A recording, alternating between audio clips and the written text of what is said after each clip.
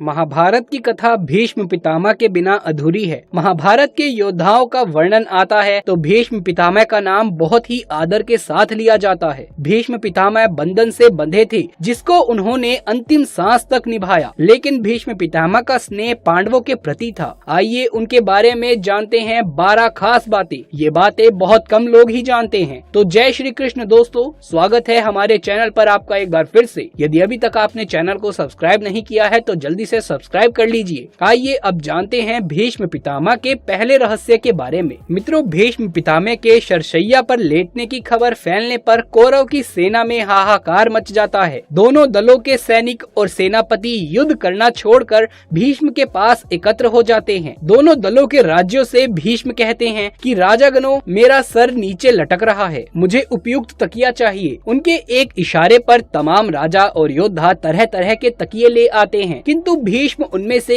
एक को भी ना लेकर मुस्कुराकर कहते हैं कि ये तकिए इस वीर शैया के काम में आने योग्य नहीं हैं। फिर वो अर्जुन की ओर देखकर कहते हैं कि बेटा, तुम तो क्षत्रिय धर्म के विद्वान हो, क्या तुम मुझे उपयुक्त तकिया दे सकते हो? आज्ञा पाते ही अर्जुन ने आंखों में आंसू भर लिए और उनको अभिवादन करते हुए भीष्म को बड़ी तेजी से ऐसे 3 बाण मारे जो उनके ललाट को छेदते हुए पृथ्वी में जा लगे। बस इस तरह सर को सिरहाना मिल गया। इन बाणों का आधार मिल जाने से सर के लटकते रहने की पीड़ा जाती रही। इतना सब कुछ हो जाने के बावजूद भी भीष्म क्यों नहीं देते हैं प्राण? अब आइए दूसरे रहस्य को जानते हैं। मित्रों, भीष्म सामान्य व्यक्ति नहीं थे, वो मनुष्य रूप में देवता वसु थे। उन्होंने ब्रह्मचर्य का कड़ा पालन करके योग विद्या द्वारा अपने शरीर को पुष्ट कर लिया था। दूसरा, उनको इच्छा मृत्यु का वरदान भी प्राप्त था। इस युद्ध के समय अर्जुन 55 वर्ष, श्री कृष्ण 83 वर्ष और भीष्म पितामह 150 वर्ष के थे। उस काल में 200 वर्ष की उम्र होना सामान्य बात थी। बौद्धों के काल तक भी भारतीयों की सामान्य उम्र 150 वर्ष हुआ करती थी। इसमें शुद्ध वायु, वातावरण और योग ध्यान का बड़ा योगदान था। भीष्म जब युवा थे तब श्री कृष्ण और अर्जुन हुए भी नहीं थे। माना जाता है कि भीष्म ही युद्ध में सबसे अधिक उम्र के थे। उन्हें राजनीति का ज्यादा अनुभव होने के कारण वेद व्यास ने संपूर्ण महाभारत में भीष्म को राजनीति का केंद्र बनाकर राजनीति के बारे में उन्होंने जो भी कहा उसका प्राथमिकता से उल्लेख किया है। जानते हैं उनके तीसरे रहस्य को। भीष्म को ठीक करने के लिए शल्य चिकित्सक लाए जाते हैं, लेकिन वो उनको लौटा देते हैं और कहते हैं कि अब तो मेरा अंतिम समय आ गया है, ये सब व्यर्थ है, शरशैया ही मेरी चिता है, अब मैं तो बस सूर्य के उत्तरायण होने का इंतजार कर रहा हूँ। पितामह की ये बातें सुनकर राजागण और उनके सभी बंधु उनको प्रणाम और प्रदक्षिणा करके अपनी अपनी छावनियों में लौट जाते हैं। अगले दिन सुबह होने पर फिर से वो सभी भीष्म के पास लौटते हैं। सभी कन्याएं, स्त्रियां और उनके कुल के योद्धा पितामह के पास चुपचाप खड़े हो जाते हैं। पितामह ने पीने के लिए राजाओं से ठंडा पानी मांगा। सभी उनके लिए पानी ले आए, लेकिन उन्होंने अर्जुन की ओर देखा। अर्जुन समझ गए और उसने अपने गांडीव पर तीर चढ़ाया और परिजन अस्त्र का प्रयोग करके वो धरती में छोड़ देते हैं। धरती से अमृत तुल्य सुगंधित बढ़िया गंगा जल की धारा निकलने लगती है। इस पानी को पीकर भीष्म तृप्त हो जाते हैं। फिर भीष्म दुर्योधन को समझाते हैं कि युद्ध छोड़कर वंश की रक्षा करो। उन्होंने अर्जुन की बहुत प्रशंसा करी और दुर्योधन को बार बार समझाया कि हमारी ये गति देखकर संभल जाओ, लेकिन अर्जुन उनकी एक भी नहीं माना और फिर से युद्ध शुरू हो जाता है। अगले दिन फिर से सभी उनके पास इकट्ठे होते हैं। वो नए सेनापति कर्ण को बहुत समझाते हैं और दोनों पक्षों में अपने अंतिम वक्त में भी संधि कराने की चेष्टा करते हैं। मित्रों, भीष्म के शरशैया पर लेट जाने के बाद युद्ध 8 दिन तक चला। अब आइए जानते हैं चौथे रहस्य को। महाभारत के युद्ध में भीष्म पितामह कौरवों की तरफ से सेनापति थे। कुरुक्षेत्र का युद्ध आरंभ होने पर प्रधान सेनापति की हैसियत से भीष्म ने 10 दिन तक घोर युद्ध किया था। 9वें दिन भयंकर युद्ध हुआ, जिसके चलते भीष्म ने बहादुरी दिखाते हुए अर्जुन को घायल कर उनके रथ को जर्जर कर दिया। युद्ध में आखिरकार भीष्म के भीष्म संहार को रोकने के लिए श्री कृष्ण को अपनी प्रतिज्ञा तोड़नी पड़ी। उनके जर्जर रथ को देखकर श्री कृष्ण रथ का पहिया लेकर भीष्म पर झपटते हैं, लेकिन वो शांत हो जाते हैं। परंतु इस दिन भीष्म पांडवों की सेना का अधिकांश भाग समाप्त कर देते हैं। 10वें दिन भीष्म द्वारा बड़े पैमाने पर पांडवों की सेना को मार देने से घबराए हुए पांडव पक्ष में भय फैल जाता है। तब श्री कृष्ण के कहने पर पांडव भीष्म के सामने हाथ जोड़कर उनसे उनकी मृत्यु का उपाय पूछते हैं। भीष्म कुछ देर तक सोचने पर उपाय बता देते हैं। अब आइए जानते हैं 5वें रहस्य को। मित्रों, सत्यवती के शांतनु से उत्पन्न दोनों पुत्र चित्रांगद और विचित्रवीर्य की मृत्यु हो जाने के बाद सत्यवती भीष्म से बार बार अनुरोध करती है कि पिता के वंश को चलाने के लिए अब तुम्हें विवाह करके पुत्र उत्पन्न करना चाहिए, लेकिन भीष्म अपनी प्रतिज्ञा तोड़ने को तैयार नहीं हुए। ऐसे में सत्यवती विचित्रवीर्य की विधवा अंबालिका और अंबिका को नियोग प्रथा द्वारा संतान उत्पन्न कराने की सोचती है। भीष्म की अनुमति लेकर सत्यवती अपने पुत्र वेद व्यास द्वारा अंबिका और अंबालिका के गर्भ से यथाक्रम धृतराष्ट्र और पांडु नामक पुत्रों को उत्पन्न कराती है। आइए छठे रहस्य पर प्रकाश डालते हैं। देवव्रत जब निषाद कन्या सत्यवती को लाकर अपने पिता शांतनु को सौंप देते हैं तो शांतनु की खुशी का ठिकाना नहीं रहा। शांतनु प्रसन्न होकर देवव्रत से कहते हैं कि हे पुत्र, तूने पितृभक्ति के वशीभूत होकर ऐसी कठिन प्रतिज्ञा ली है जो ना आज तक किसी ने की और ना ही भविष्य में कोई करेगा। तेरी इस पितृभक्ति से प्रसन्न होकर मैं तुझे वरदान देता हूँ कि तेरी मृत्यु तेरी इच्छा से ही होगी। तेरी इस प्रकार की प्रतिज्ञा करने के कारण तू भीष्म कहलाएगा और तेरी प्रतिज्ञा भीष्म प्रतिज्ञा के नाम से सदैव प्रख्यात रहेगी। जानते हैं 7वें रहस्य को। दोस्तों, विचित्रवीर्य के युवा होने पर उनके विवाह के लिए भीष्म ने काशीराज की 3 कन्याओं का बलपूर्वक हरण किया था, जिनमें से एक को शाल्वराज से प्रेम करने के कारण छोड़ दिया गया था। लेकिन शाल्वराज के पास जाने के बाद अंबा को शाल्वराज ने स्वीकार करने से मना कर दिया। अंबा के लिए ये दुखदायी स्थिति हो गई थी। अंबा ने अपनी इस दुर्दशा का कारण भीष्म को समझकर उनकी शिकायत परशुराम जी से करी। परशुराम जी ने अन्याय के खिलाफ लड़ने की ठानी। परशुराम जी ने भीष्म से कहा कि तुमने अंबा का बलपूर्वक अपहरण किया है, अतः अब तुम्हें इससे विवाह करना होगा, अन्यथा मुझसे युद्ध करने के लिए तैयार हो जाओ। भीष्म और परशुराम जी का 21 दिनों तक भयंकर युद्ध हुआ। अंत में ऋषियों ने परशुराम को सारी व्यथा कथा सुनाई और भीष्म की स्थिति से भी उनको अवगत कराया। तब कहीं परशुराम जी ने ही युद्ध विराम किया। इस तरह भीष्म द्वारा लिए गए ब्रह्मचर्य के प्रण पर वो अटल रहे। आइए विचार करते हैं 8वें रहस्य पर। एक दिन देवव्रत के पिता शांतनु यमुना के तट पर घूम रहे थे कि उन्हें नदी में नाव चलाती हुई एक सुंदर कन्या नजर आई। शांतनु उस कन्या पर मुग्ध हो गए। महाराज ने उनके पास जाकर उनसे पूछा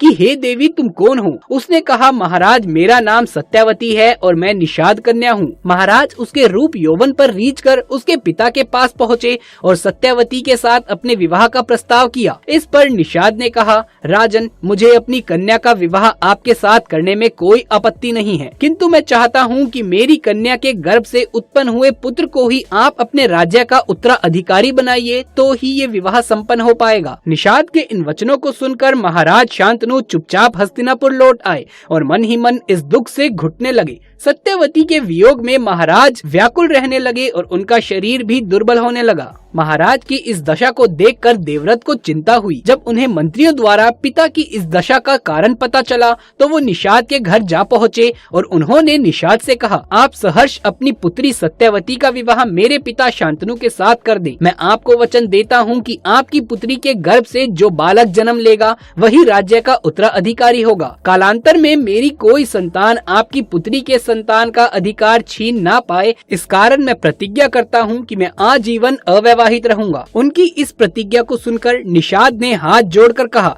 कि हे देवव्रत, आपकी ये प्रतिज्ञा अभूतपूर्व है। इतना कहकर निषाद ने तत्काल अपनी पुत्री सत्यवती को देवव्रत तथा उनके मंत्रियों के साथ हस्तिनापुर भेज दिया। मित्रों, आइए जानते हैं 9वें रहस्य को। सत्यवती के गर्भ से महाराज शांतनु को चित्रांगद और विचित्रवीर्य नाम के 2 पुत्र हुए। शांतनु की मृत्यु के बाद चित्रांगद राजा बन गए, किंतु गंधर्वों के साथ युद्ध में उनकी मृत्यु हो गई। तब विचित्रवीर्य बालक ही थे। फिर भी भीष्म विचित्रवीर्य को सिंहासन पर बैठाकर खुद राज कार्य देखने लगे। विचित्रवीर्य के युवा होने पर भीष्म ने बलपूर्वक काशीराज की 3 पुत्रियों का हरण कर लिया और वो उनका विवाह विचित्रवीर्य से करवाना चाहते थे। किंतु भीष्म चाहते थे कि किसी भी तरह अपने पिता शांतनु का कुल आगे बढ़े। लेकिन बाद में बड़ी राजकुमारी अंबा को छोड़ दिया गया क्योंकि वो शाल्वराज से प्रेम करती थी। अन्य दोनों अंबिका और अंबालिका का विवाह विचित्रवीर्य के साथ कर कर दिया गया। लेकिन विचित्र वीर्य को दोनों से कोई संतान नहीं हुई और वो भी चल बसा। एक बार फिर गद्दी खाली हो गई। सत्यवती शांतनु का वंश तो डूब गया और गंगा शांतनु के वंश ने ब्रह्मचर्य की प्रतिज्ञा ले ली थी। अब हस्तिनापुर की राजगद्दी फिर से खाली हो गई। जानते हैं 10वें रहस्य के बारे में। मित्रों, ये वो काल था जब देवी देवता धरती पर विचरण किया करते थे। किसी खास मंत्र द्वारा उनका आवाहन करने पर वो प्रकट हो जाते थे। इन्हीं देवताओं के कुल में से माँ गंगा भी थी। गंगा ने क्यों किया शांतनु से विवाह? पुत्र की कामना से शांतनु के पिता महाराज प्रतीप गंगा के किनारे तपस्या कर रहे थे। उनके तप, रूप और सौंदर्य पर मोहित होकर गंगा उनकी दाहिनी जांघ पर आकर बैठ गई और कहने लगी, राजन, मैं आपसे विवाह करना चाहती हूँ। मैं जाहनु ऋषि की पुत्री गंगा हूँ। इस पर राजा प्रतीक ने कहा कि गंगे, तुम मेरी दाहिनी जंघा पर बैठी हो, जबकि पत्नी को तो वामांग ही होना चाहिए। दाहिनी जंघा तो पुत्र का प्रतीक है,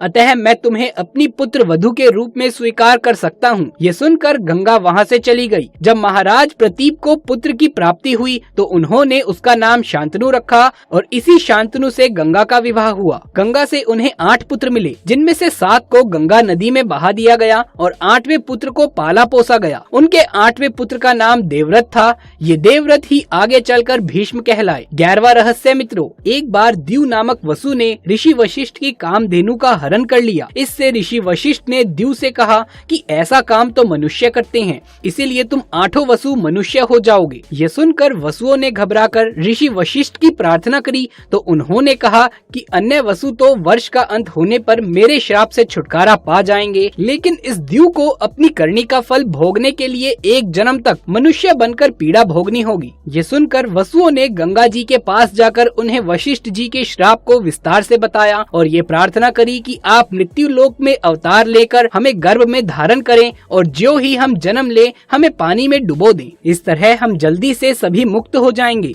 गंगा माता ने स्वीकार ये बात कर ली और वो युक्ति पूर्वक शांतनु राजा की पत्नी बन गई और शांतनु से वचन भी ले लिया कि वो कुछ भी नहीं पूछेंगे। शांतनु से गंगा के गर्भ में पहले जो 7 पुत्र पैदा हुए, उन्हें उत्पन्न होते ही गंगा जी ने पानी में डुबो दिया, जिससे 7 वसु तो मुक्त हो गए। लेकिन 8वें पुत्र को शांतनु ने गंगा को रोककर इसका कारण पूछना चाहा। गंगा जी ने राजा की बात मानकर वसुओं को विशिष्ट के श्राप का सब हाल कह सुनाया। राजा ने उस 8वें पुत्र को डूबने नहीं दिया और इस वचनबद्धता के कारण गंगा 8वें पुत्र को सौंप कर अंतर ध्यान हो गई। यही बालक द्यू नामक वसु था जो भीष्म पितामह बना। अब आइए जानते हैं 12वें रहस्य के बारे में और इस वीडियो का अंतिम रहस्य। दोस्तों, भीष्म यद्यपि शरशैया पर पड़े हुए थे, फिर भी उन्होंने श्री कृष्ण के कहने से युद्ध के बाद युधिष्ठिर का शोक दूर करने के लिए राजधर्म, मोक्ष और धर्म और अपाद धर्म आदि का मूल्यवान उपदेश बड़े विस्तार से उन्हें समझाया। इस उपदेश को सुनने से युधिष्ठिर के मन में ग्लानि और पश्चाताप दूर हो गया। बाद में सूर्य के उत्तरायण होने पर युधिष्ठिर आदि सगे संबंधी,